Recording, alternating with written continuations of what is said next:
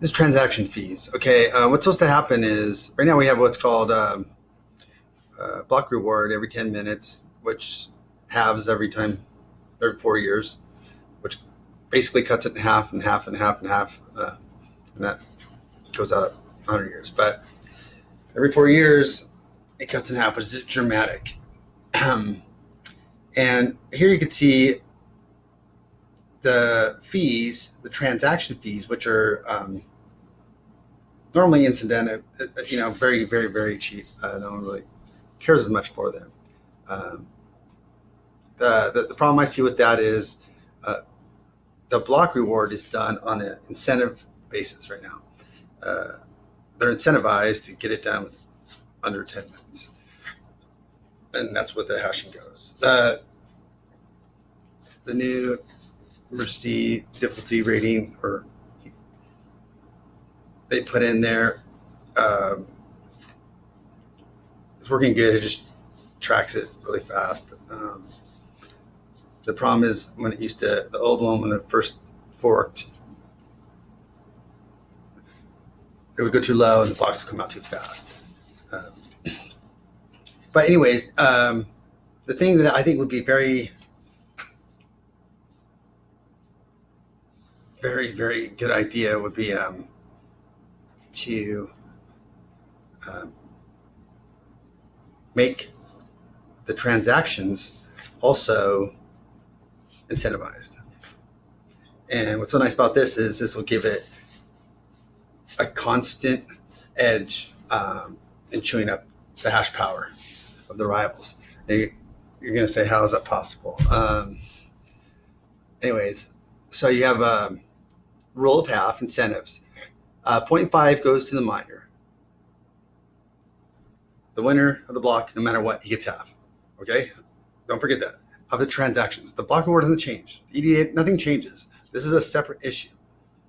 And I'm just going on the record to say it now. The winner could be whoever adopts this, okay? So I just want to go on the record for that. Incentives, basically, long story short, you get paid for doing your job.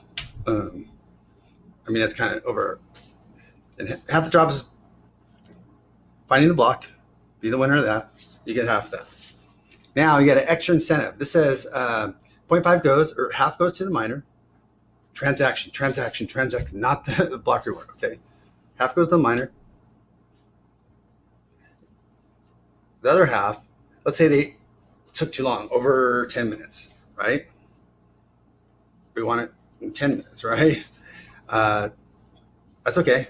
They still get the half, and the other half rolls over and to the next block. So whatever the fees would naturally be, they're now double.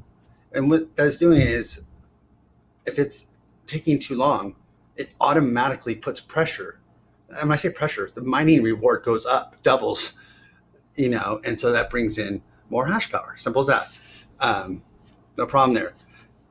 And then let's say, but the problem we had before with this is they didn't use any, let me lose you, retained earnings or destructive fees or burn. So what would happen is a bunch of hash power would come out and they would start boom, boom, boom, boom, boom, boom. Instead of being 10 minutes, they do it in 5 minutes, 4 minutes, 3 minutes. And that takes the life of Bitcoin Cash and shortens it. That's no good. But this is an easy fix. And this will make it perpetual. So as we shift over, okay. So second scenario, let's see, less than 9.5 minutes, too fast. We just spoke of that. It gets burned or destroyed into equity. Okay, this sounds complicated. So if they're going too fast, it doesn't roll over. It goes right to the whole ecosystem. Does that make sense? So it's gone. So that lifespan is not coming down. You know what I'm saying? They still get the half of the fees, but they went too fast, and that goes right back, and they technically still win because that goes into scarcity. So no harm, no foul, and it's discounted back to today. So they don't even really actually lose anything from today. Now let's say you get it from 9 minutes 30 seconds to 10 minutes. Bingo. they get half, and then the other half, and anything that rolled over, they obviously get that also. You see what's happening here? It's all incentives. This makes it perpetual forever. And the more this happens right now, because miners have to decide block reward or should I focus on the transactions, and so this will, as they don't, then this will start rolling over and bringing over hash power. Now, something that's hidden in here, this is economics. It's very, see this 9.5 to 10.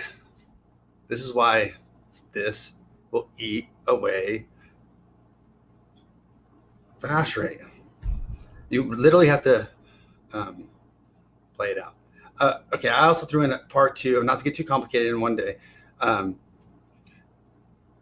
Miner's choice. This is for the pricing of the incentives. What this says is, for right now, this number could be adjusted. It's 1,000. So the miner could choose, 0 fees, 1,000, 2,000, 3,000. See what's happening? There's a reason for this. Okay, then after halving, then it'll be increments of 500, 500,000 Satoshis, 1,500, you see how, or 0. So what this is for uniformity and fungibility. These are just round numbers, okay? So it's still cheaper, 0, but with fungibility, they're all going to be in thousands. You know what I'm saying? You don't have them getting confused on the fees. They can still undercut each other or whatnot, but in increments. And that's for privacy.